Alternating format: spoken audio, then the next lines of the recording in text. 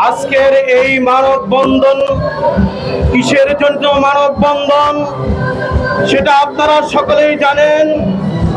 24-এর গণ অভ্যুত্থানে যিনি সবচেয়ে বেশি ভূমিকা রেখেছেন, তারুণ্যের অহংকার, আলেম উলামাদের অহংকার, হযরত মাওলানা মুফতি রেজাউল করিম আবরার। তিনি এমন এক ব্যক্তি, কথিত যশা আলেমে দ্বীন, যিনি যখন বিভিন্ন অঞ্চলে বন্যার কারণে মানুষ ক্ষুধার্ত ছিল,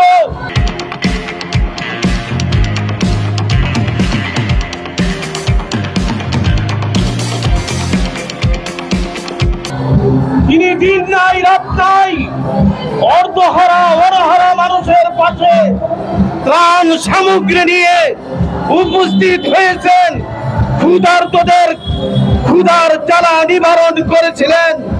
তিনি হলেন রেজাউল করিম আবরার, যিনি যুবকদের আইডল, যিনি যুবকদেরকে উদ্বুদ্ধ করে 24-এর গণ অভ্যুত্থানে ফ্যাসিস্ট সরকারকে এই দেশ থেকে বিতাড়িত করতে বাধ্য করেছেন।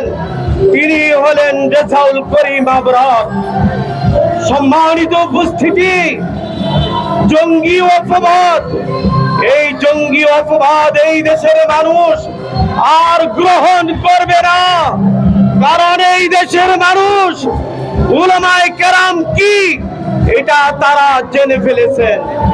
আপনারা বারবার মাদ্রাসাগুলোতে জঙ্গির প্রজনন কেন্দ্র হিসেবে মাদ্রাসা আখ্যা দিয়েছেন। আজ পর্যন্ত কোন মাদ্রাসার ছাত্ররা অস্ত্র নিয়ে মহড়া দেয় নাই। কোন মাদ্রাসার প্রতিবেশী দোকানদার বলতে পারবে না কোন ছাত্র 1 টাকা চাঁদা চেয়েছে। কোন মাদ্রাসার ছাত্ররা উস্তাদরা প্রকাশ্যে দিবালুকে অস্ত্রের মহড়া দেখাইছেন।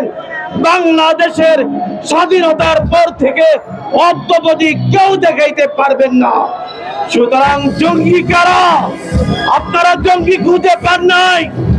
মিটপুরে পাথর মেরে জীবন্ত মানুষকে হত্যা করা হয়েছে, এটা জঙ্গি নয়।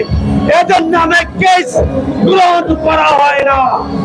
আপনারা গোপালগঞ্জে অস্ত্রের মহড়া দেখেছেন, এগুলো জঙ্গি নয়। আপনারা 24-এর আগে মানুষকে গুলি করে হত্যা করা হয়েছে। দিবালুকে অস্ত্র দ্বারা মানুষকে ডুবানো হয়েছে, গুলি করা হয়েছে। ফ্যাসিস্ট সরকারের দোসররা, এগুলো জঙ্গি নয়। জঙ্গি পেয়েছে না আলেম ওলামাদেরকে। সাবধান, এই দেশের জনগণ আপনাদের আর এই পরামর্শ মানবে না। রেজাউল করিম আবরারকে ভয় দেখিয়ে লাভ নাই, কারণ সে আল্লাহকে ভয় পায়, রসুলকে ভয় পায়। সুতরাং তার জবানকে, তার বক্তব্যকে আর ছোট করা যাবে না।